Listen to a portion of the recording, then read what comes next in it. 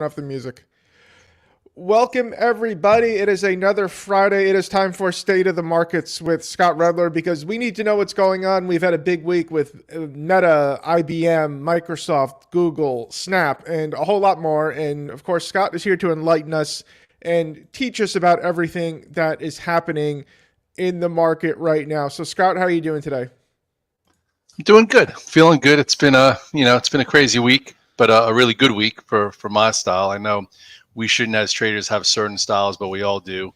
And we pretty much timed this week pretty well and participated in a way that makes me feel happy. Every week, sometimes you have great thoughts, and sometimes you execute, sometimes you don't. I think this week, myself and the community really executed well. All right, awesome. Okay, guys, so let us know while, a lot of people are coming in. Let us know in the chat, where are you from? Where are you watching from? Of course, our good friend Itz is here. Hi, Itz. Itz is obviously the king of the entire community, even ranked above me and Scott. So, guys, we're going to have a special offer. We're going to talk about it a little bit more later on. But if you want a sneak preview, go to t3live.com/May, t3live.com/May. The link is also in the tweet.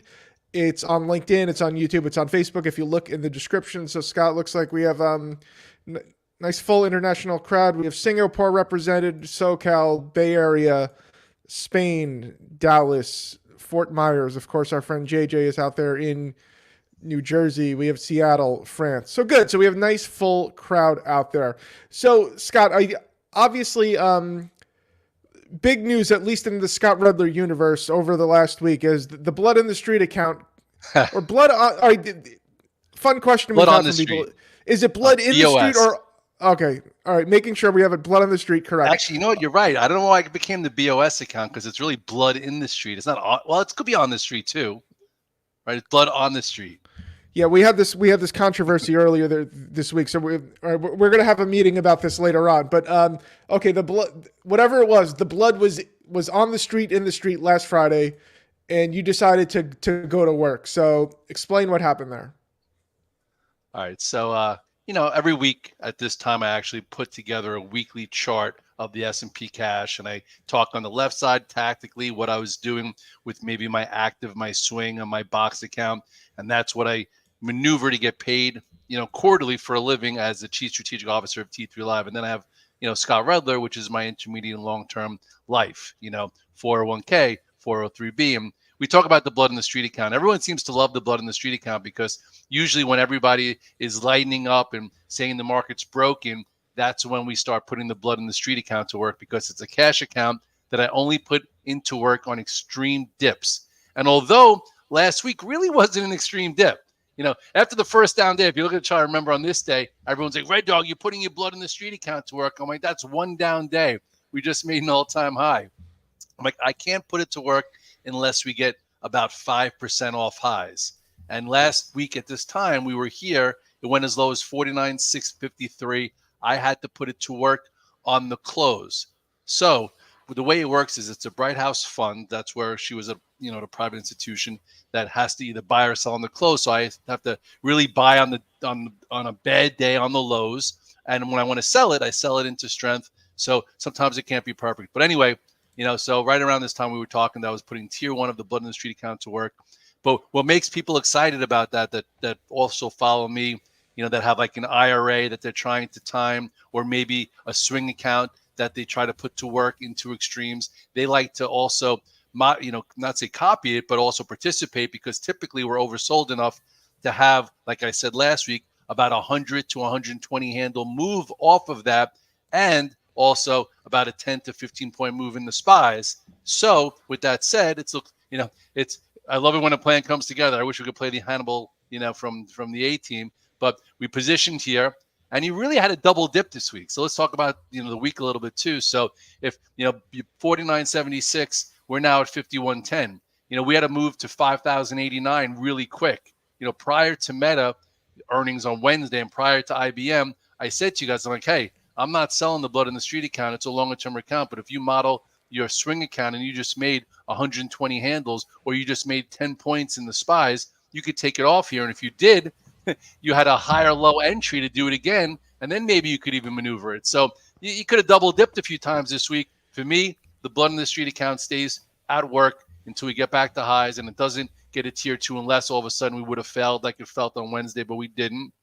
I went another 3-4% lower, which we didn't. Not saying we won't, but we didn't. Right now, we're looking a lot healthier. And at this point, I feel like it was a very methodical, constructive week. And, it's nice when that happens, and it's nice when we follow our plan. Okay, Scott, the big story this week obviously is earnings, because the big boys are starting to come in. We've had some big wins. We've seen some big messes out there. But I think the most interesting one for you was Snap, because Snap is one of the most ridiculous stocks in the universe. And I feel like everybody is always, Snap is like a very dangerous, is a widowmaker, like a very dangerous woman that's going to cut your head off. But temptation always seems to get people to Snap. So what made you decide to jump on Snap this time around? Well, first of all, I've been 1 for 6 with Snap. So I'm not going to brag that all of a sudden I make all this money in Snap. I played it really well during the pandemic when it went to 70 or 80. And then after it got obviously annihilated down to the 15s or the 10s, I was always like, it's got to come back to life. But I never take stock into earnings. I only take options. So we did it a bunch of times. If you look at the chart here of Snap, you'll see really the weekly chart. You go to the weekly chart and you'll see actually you can't even go to the weekly anymore. It's the monthly chart. That's how long ago. We played this stock. This was an awesome name back in 2020 during the pandemic when all the kids were home, and then got away from it when the trend broke here. Remember, we talked about the 8-day moving average. This was an out, and then all of a sudden couldn't rally again. Then it broke this level. Then it did a bear flag and broke that level. So we've been playing it down here literally since 2022, and every time it seems like it's gonna, get a good bounce or whatever it is, he then bashes the next quarter and it gets hit, and we lose our money in options. So this time, to tell you the real story, I wasn't going to do it, okay? And then all of a sudden, on Monday, what was it? What's today? On Tuesday night, I'm playing poker with Chase. We're relaxing. I don't believe in gambling or betting games with kids, but I like poker. I like, the thought behind it, the discipline, the picking your hands, reading the table. So we were playing, and he was snapping. I'm like, put your goddamn phone down. I'm like, we're playing.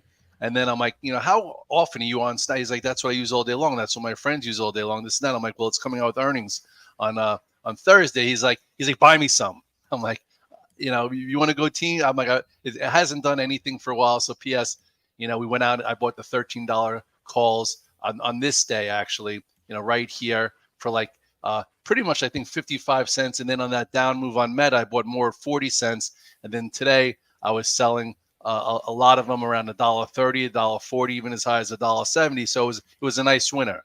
So anyway, now if you want to go like this, okay, you have a pro earnings gap. So what does a pro earnings gap mean? It means that you have a level to trade against. So this is 1378. So now that the earnings is out of the way, you don't have to worry about a binary event. Maybe this could turn into a little bit of a better trading stock. Okay, so I think we talked about it. Which I guess, are we allowed to tell them that we made it a power play today? We'll do it. You guys tuned in. So now I have a different parameter. So we made a nice move in the options where risk was defined.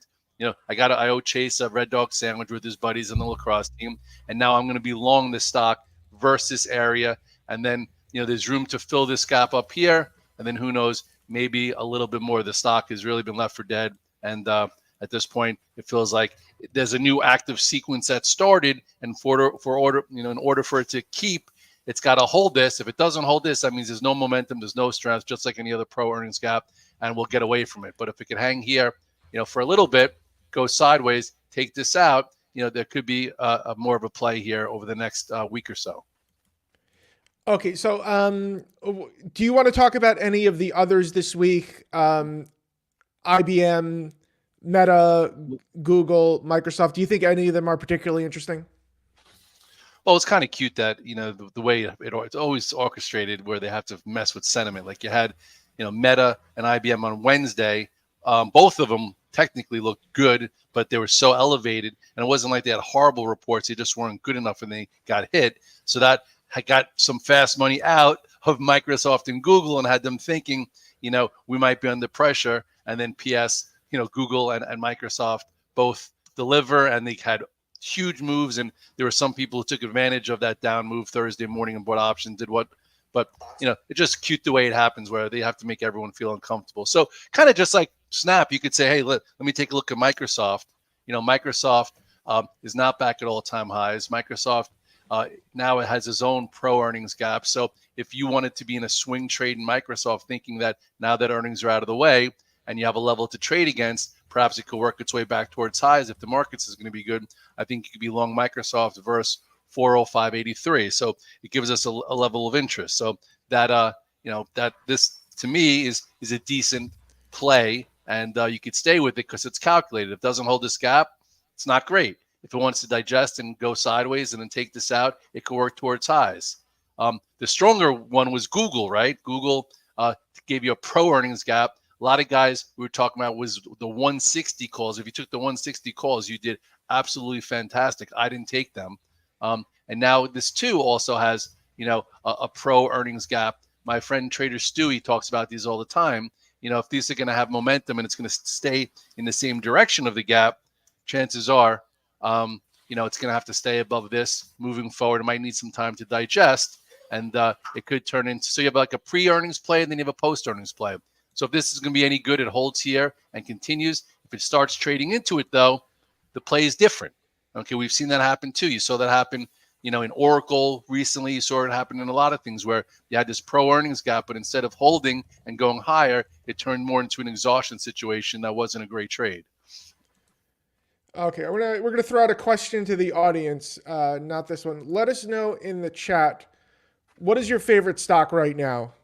Just want to see where everybody is. What do you guys like right now? So Scott, so looking at it, so next week is a very busy earnings week. We have Apple, Amazon, AMD, SMCI, and a whole ton of others. Now, is the theme this earnings season, there's good ones and there are bad ones, or is there any overarching theme this earnings season so far? Well, it's basically like where are you in your chart and where's the bar set? Like we took Tesla into earnings, not because I thought it was going to be a great quarter. I took it because it's been so battered and bruised and we avoided it for so long. I was thinking there was a great setup, for upside. And Tesla wound up actually giving us like 3 days of great trades. So you had this universe of stocks where you have, Google, price for perfection, Meta, Netflix, and Amazon even, and Microsoft. 5 names look really good near highs that would have to be unbelievable. Netflix wasn't unbelievable in Meta. They didn't have the great guidance, so they got hit. Then you have the ones that didn't have to do so much. So you had like a Tesla where it was so battered and bruised that if you remember, we took up a 150 by 162.5 call spread. Those who held it maxed out. Okay, they risked 3 to make 9. Great play. And then, for me, I bought it. Some guys bought like this here. So this is another like pro earnings gap play. So you could have played it with the options because risk is premium paid. Then post earnings, you had 157.50. You could have been a buyer verse there. And look at that nice move, calculated. So pre-earnings, cash flow, tactical move, and post. And now, we'll see what happens here. I played it red to green today. It was one of my bigger trades actually today. And now I'm away from it for a little bit. But the bar was set so low. Everyone's like, Red Dog, why is it up so much? The earnings are horrible. I'm like, because it was oversold and Elon could muster up some visions of the future and it gets a little bit of a bounce and that's it. So for next week, if Apple, the bar is really low since it's lagged this entire year while the S&P went up 10%. So Apple, after the reaction to Tesla, people started to buy a little Apple, saying if Tesla could be that bad and go up, Apple doesn't have to be, could be even a little bit better than that bad and maybe, have a nice bounce. So that doesn't have to be great. But for Amazon to pull a Google, it's going to have a strong report, awesome guidance. So today I actually, nibbled a little Amazon options thinking, hey, maybe Amazon, goes a little sideways. They happened to make an all-time high on the worst part of the market. When Amazon made its all-time high, it was when the market wanted to correct. If you remember right here, you go to the weekly chart. We played this really well. I got out that day. But bottom line is Amazon worked its way all the way up to, to break this double top for a day and then got hit. But ultimately, it's still fine considering where it came from. So I'm thinking that, if they do deliver and have good guidance, there's a chance that this takes out this 188, 189 area. So I'm buying some 190 calls. I'll accumulate them for $2 or so. And then if it has a nice move, it'll be a great play. and then maybe we visit, we visit it after, and it's pre-Fed, which is good, so you don't have to worry about what's going to happen with the Fed on Wednesday. So, I think, but this is going to have to be a Google type earnings, but Apple's not going to need a Google type earnings. It's going to need a little bit better than a Tesla. So you have to think about where they are, what the expectations are, and what's the setup. So for me, I kind of think Amazon's a decent setup. I'm going to accumulate a little bit. I did today, maybe a little Monday, maybe Tuesday if it comes in, and then see if we get a move. But and then also if it trades above it, there are guys that traded Google, above this 160.22. That was the same level here. This was your weekly chart on Google. Didn't have to take anything, but they read the news so fast and they just had their algos, printed, said once it gets above this spot, grab it, and they did well. So lots of ways to approach it, but you have to know exactly what you're looking for so you can execute fast versus getting caught in, I can't believe, why did this happen? Okay, Scott, how about our good friend SMCI, because they report next week. That's been a huge roller coaster. It hit a high of 1229, then it dropped like almost 50%, and then it shot back up. So what do you see with SMCI? Because it seems like that's the current focus on the more extreme side of the market. Well, if you remember, it was like, I don't even remember, it was like a week ago when SMCI just came out with their earnings date. So that's when they sold all the AI semis, because like, wait, SMCI didn't up their guidance. They did that last time. There was a lot of whispers around the last time, and it went nuts. This time the whispers were there, and people were trying to cheat a little bit and get in there prior to them upping their guidance, and they just came out with their date, so they got sandbagged, which, you're going to cheat, and sometimes you get caught, and they got caught. So if you look at SMCI now, it kind of turned up a little bit. It was a great trade, by the way, this week. This was a great trade, but it's right back into where it kind of broke down from. So this was like your easy trade. We talk about an easy trade. It's still well off those highs. I was hoping that the bounce wouldn't be, so we'll see where we are at on that earnings date. The earnings date's what? April 30th. So what's that? That's Tuesday or Wednesday? It's Tuesday. All right. So you're going to have to know. It's going to dictate the trade in the ice. Like right now, I'm long NVIDIA from yesterday. So you need to know what semi you're in and when another semi reports. That's a whole nother thought process. So if you're in, NVIDIA, and you're like, oh, NVIDIA's not coming out. Oh, my God, I didn't realize SMCI, and SMCI is not as good as it should be. It'll hurt your stock and sympathy. So that's just something I take for granted because I know what that means. Some people don't. So anyway, I'm going to see where it is. I'm probably not going to take an option play in SMCI. I might be in NVIDIA or some kind of NVIDIA options. Right now I'm in NVIDIA. I think NVIDIA, by the way, yesterday was an awesome trade. I think my entire community did really, really well. I'm very proud of them. If you guys don't know the Red Dog reversal, this is a version of it. Or when remember yesterday or on Thursday, everything was getting beat up because Meta and IBM. But meanwhile, the reason why Meta was getting beat up is because they're going to reinvest in more AI, which is NVIDIA. So you put 1 + 1 together besides the price action, you were able to get a great entry right here at this 791. And then, today it cleared this 840 and held it, and now it's right into this resistance that we talked about. So you probably want to trim some. But to me, chances are this 974 is not going to be the high of 2024. But ultimately, this was a really nice trade. I'm still in some. I'm hearing that I think the CEO is going to be, Jensen's going to be talking on 60 Minutes. Sometimes that's, it's too, what's the word? Projected. So it's not that easy where all of a sudden like, oh, it's going to be on 60 Minutes. It has to be up Monday. If it's up a ton between 2 days going into what people already all know about, not saying everyone knows about it, it sometimes doesn't work. So just be careful taking too much size. If it closes on the highs because you think it's going to get a 60-minute pop on Monday, it might be already priced in. But for now, this was one target here and really nice 2-day move. If it continues higher to just say this 907 area, which is the next area, it's going to be hard to be super long this into SMCI, because it already had a big move. So we'll have to adjust then. But I'm sure we'll talk about that, later next week. But for now, what a nice 2-day trade. Hopefully, you knew when you reclaim a level, it takes off pressure. And then when it takes out a little descending trend line, you have an opening. And that was a great opening. And I know I'm still long a little. The Alpha team did great. And we all collaborated on it really well. And I know DP from the Inner Circle, got to give him a shout out too. He's been trading the stock like a champ.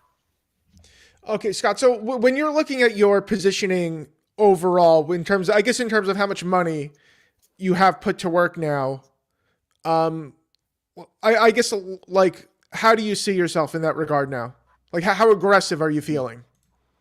I'm not, I'm not that aggressive right here. I was more aggressive last Friday when I put the blood in the street account to work. I was buying the 499 calls into the close. I felt like we were oversold.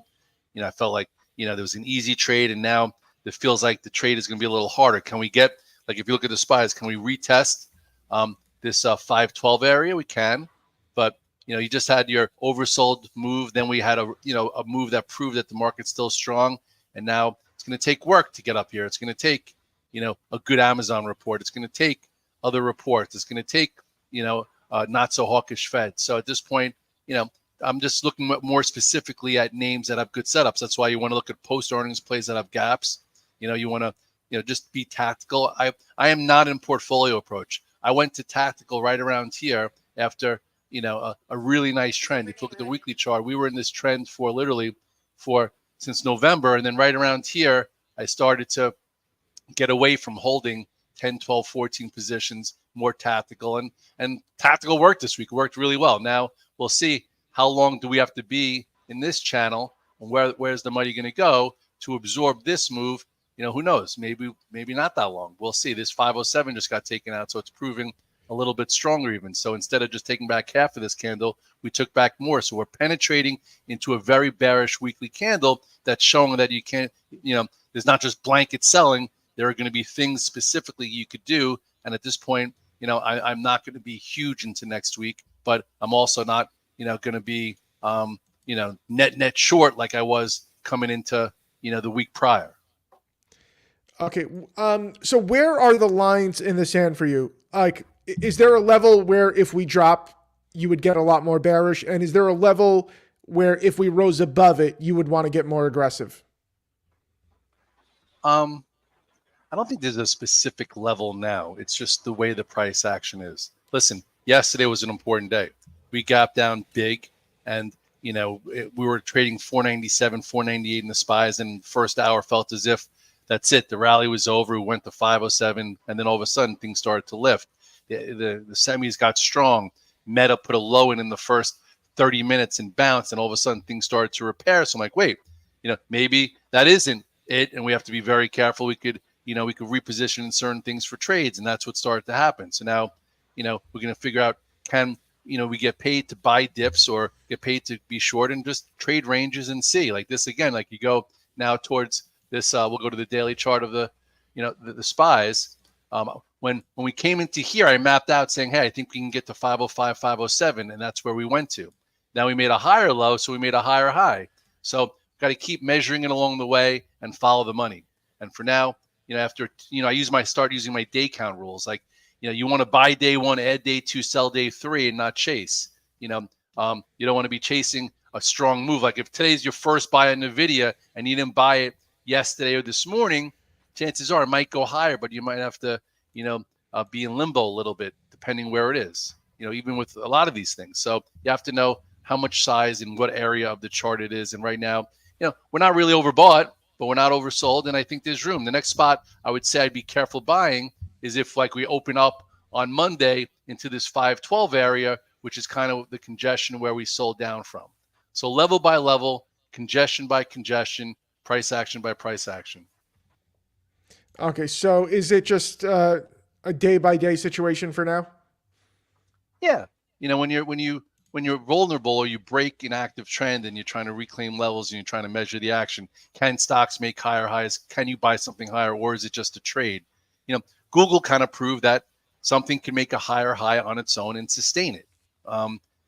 So maybe Amazon can. People thought maybe that because Meta didn't or Netflix didn't, nothing can. So everything is kind of different.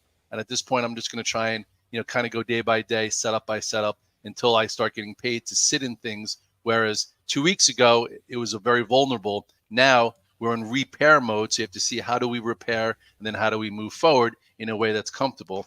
And like I said, if you bought your swing account when my wife did a blood of the street account, good spot to take some off. But if you're in it and you have more work, like she is intermediate, I'm not touching it until it's back to highs. And if it doesn't go back to highs for another year, I don't care. And if it goes a lot lower, I'm not getting paid on that, then I'll get bigger. Every account serves its purpose. So you have to know what purpose your account is serving, and what's your setup, and does the trade change? Did you buy something because it had a good earnings move and you have a pro earnings gap and it stayed above it and continues, then you stay with it. If all of a sudden it has a big move up and it can't hold that and it gets into it, that trade is different. The trade changed in my mind, so you have to change it in your account. Okay, guys. Before we wrap up, so we have a fun special offer for you. If you want to get Scott's ideas, so this is a bit of an unusual offer. This is only the second time we've done this. So we're going to give you 3 choices.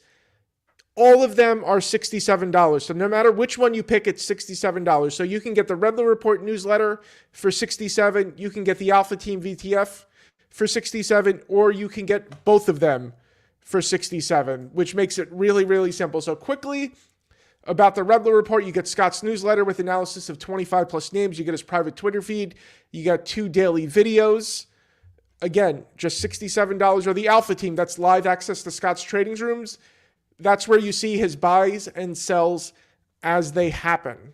And you get membership in the real-time community. Again, only $67. So you can get one of them or both of them for $67. Go to t3live.com/May.